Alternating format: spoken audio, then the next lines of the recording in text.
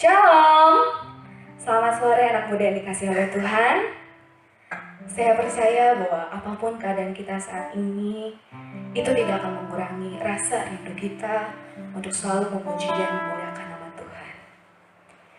Oleh karena itu, pada sore hari ini, saya mau mengundang kita semua untuk sama-sama memuji Tuhan, sama-sama meninggikan nama Tuhan. Sebab kita tidak usah takut, kita tidak usah gentar, sebab ada Tuhan yang selalu ada di samping kita.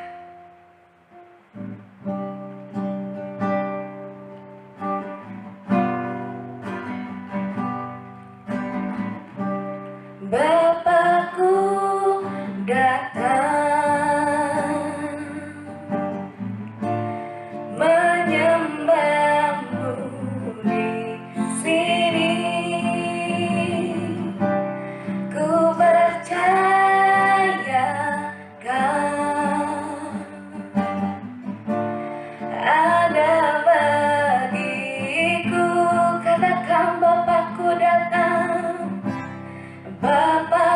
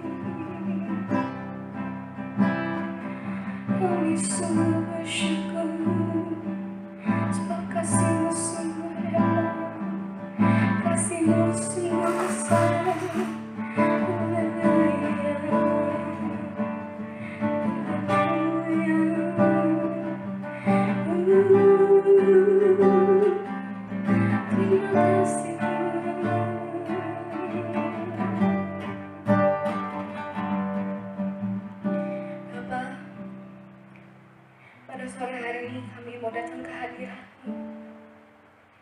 Kami mau bersyukur untuk kasih-Mu yang sungguh luar biasa, Tuhan. Karena kami yakin dan percaya bahwa Engkau selalu ada bersama kami, dimanapun dan sampai kapanpun, Tuhan.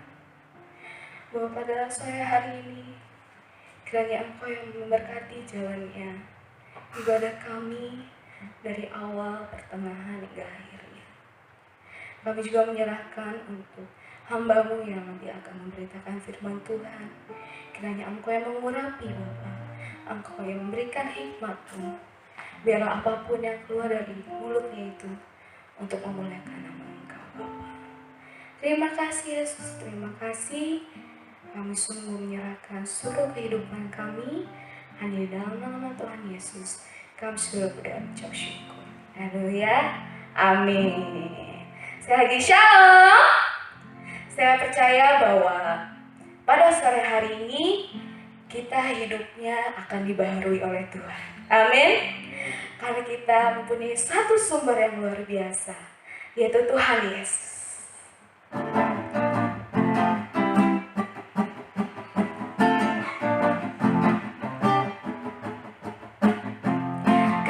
Satu-satunya sumber dari segalanya, Kau kebenarannya selalu ku pegang, Kau keyakinanku untuk bersinar terang. Yesus Tuhanku yang berkuasa atasku, hidupku takkan sama. Ku tahu sungguh anugerah-Mu bagiku, hidupku takkan sama.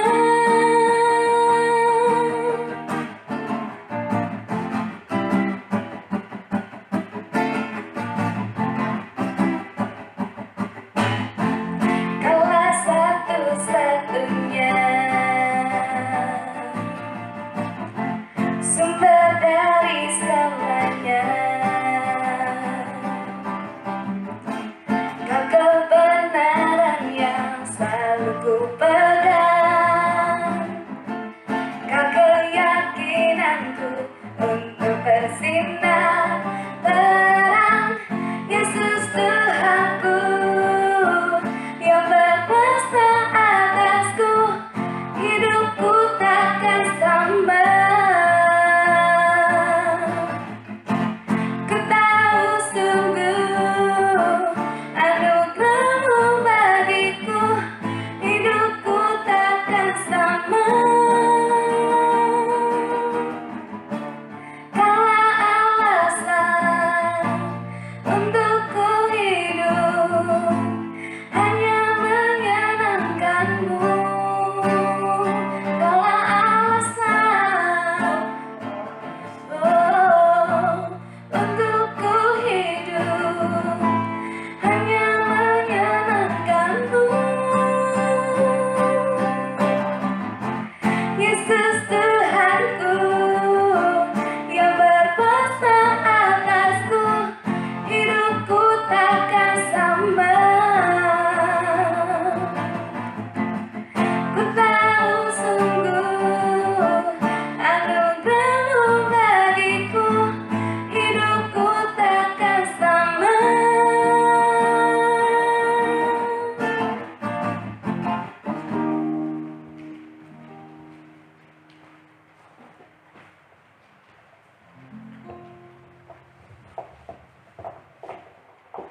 Mari kita mengucap syukur atas apa yang sudah Tuhan berikan dalam kehidupan kita, dan mari kita berdoa untuk menyambut firman Tuhan.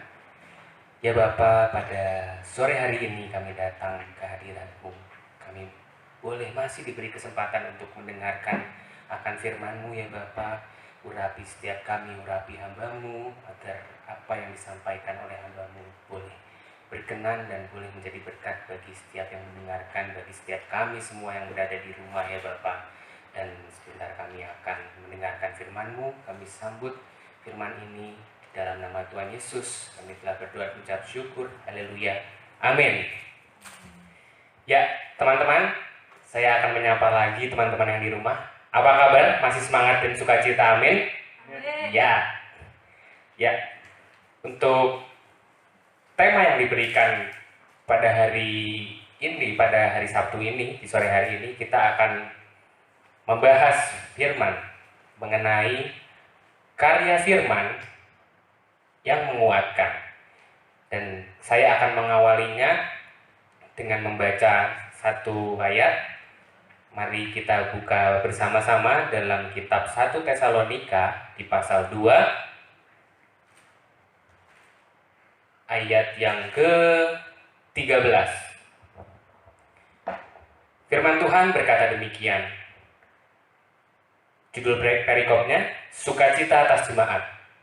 Dan karena itulah kami tidak putus-putusnya mengucap syukur juga kepada Allah, sebab kamu telah menerima firman Allah yang kami beritakan itu, bukan sebagai perkataan manusia, tetapi dan memang sungguh-sungguh demikian sebagai firman Allah yang bekerja juga di dalam kamu yang percaya.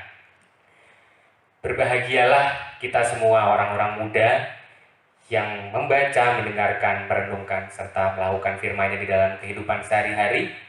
Ya, jadi ayat ini ditekankan oleh seorang Rasul Paulus kepada jemaat-jemaat di Tesalonika. Mengapa judul perikopnya diberi judul Sukacita atas Jemaat? Rasul Paulus itu bersukacita atas iman jemaat yang begitu teguh terhadap pemberitaan Injil firman yang diberitakan oleh Paulus gitu. Dan kemudian untuk memahami tema tersebut, yaitu karya firman yang menguatkan, kita akan coba mengaitkannya dengan kita melihat teks tersebut ya. Diawali dengan kata menerima firman Allah yang kami beritakan itu bukan sebagai perkataan manusia, tetapi sebagai firman Allah.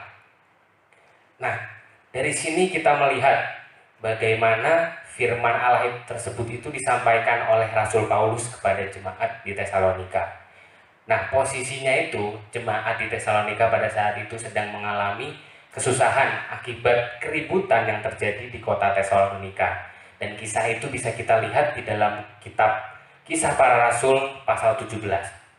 Nah, bagaimana bisa gitu jemaat tetap teguh dalam kesusahan mereka, dalam penderitaan mereka, tetap memegang firman Tuhan yang sudah disampaikan oleh Rasul Paulus, diberitakan oleh Rasul Paulus. Jadi kuncinya adalah perhatikan dengan seksama kalimat terakhir dalam ayat ini. Dikatakan dalam ayat tersebut tertulis bahwa firman Allah bekerja dalam kehidupan orang percaya. Kalimat terakhir sebagai firman Allah yang bekerja juga dalam kamu yang percaya. Nah, apa itu artinya teman-teman? Apa yang dimaksud dengan firman Tuhan itu bekerja dalam kehidupan orang percaya? Dan saya akan merujuk pengertian tentang ini ke dalam kitab 2 Timotius pasal 3 ayat 16.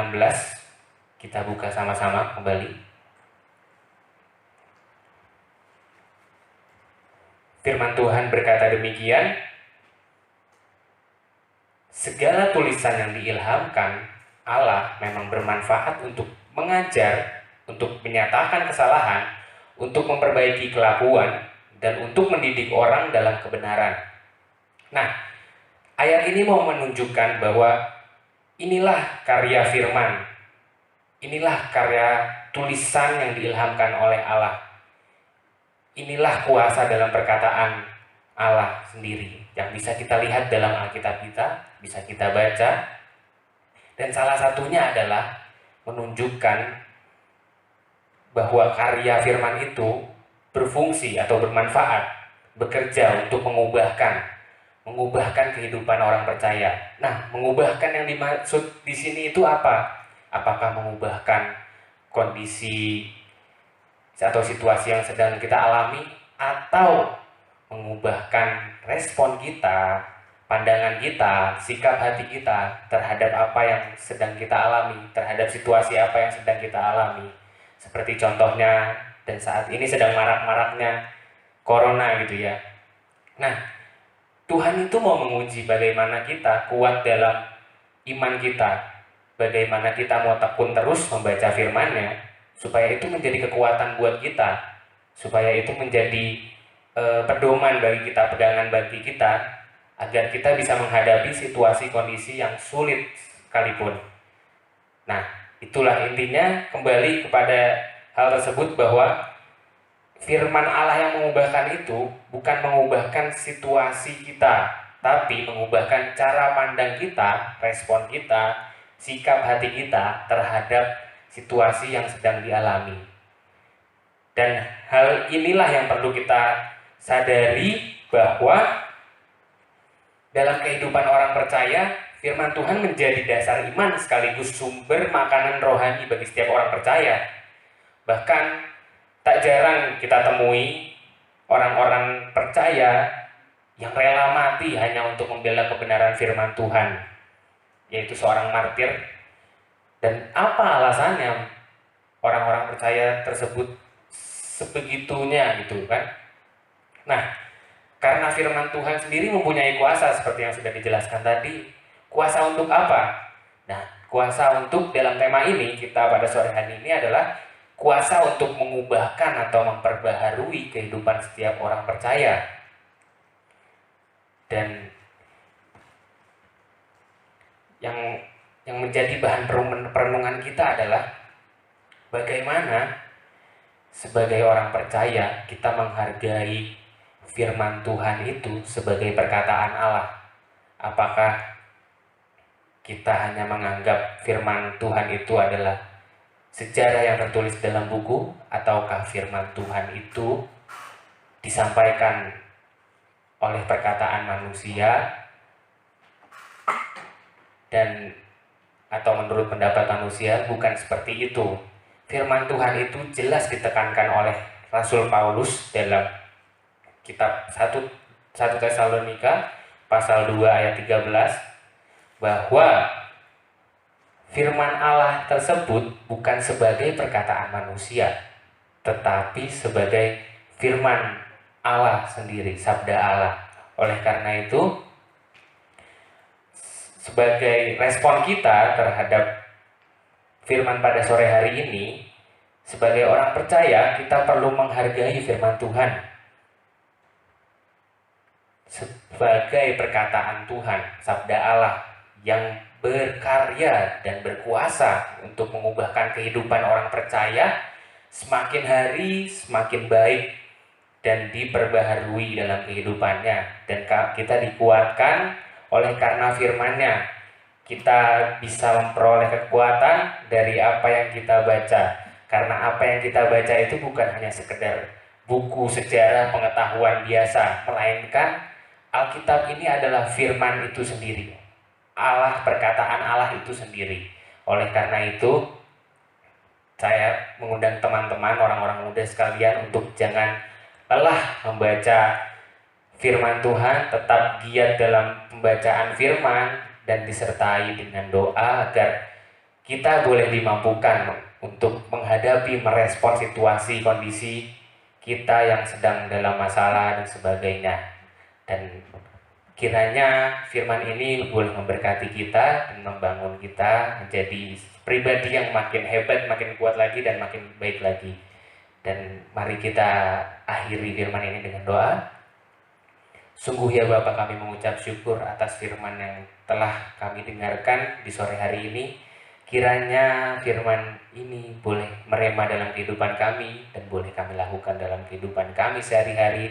Dan kiranya kami boleh menjadi teladan bagi sekitar kami ya Bapa. Urapi setiap kami, berkati setiap kami. Di dalam nama Tuhan Yesus kami serahkan. Haleluya, amin.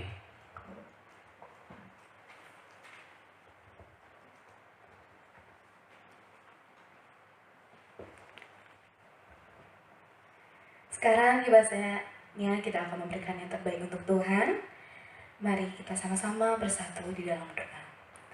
Bapa yang baik, terima kasih Tuhan atas kasih-Mu yang sungguh luar biasa, karena kami tadi boleh mendengarkan sebagian dari firman-Mu, dan kiranya Engkau memberkati untuk hamba-Mu yang telah menyampaikan firman Tuhan.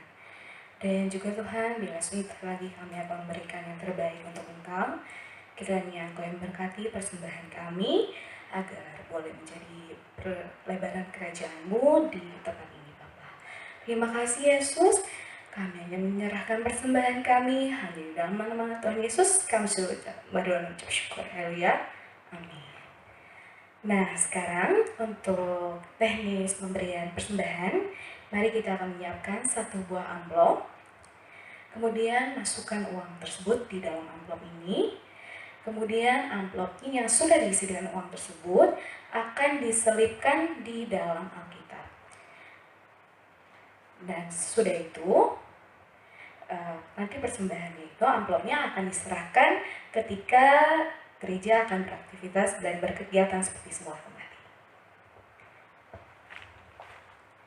Yuk, mari kita sama-sama mengakhiri ibadah kita pada sore hari ini.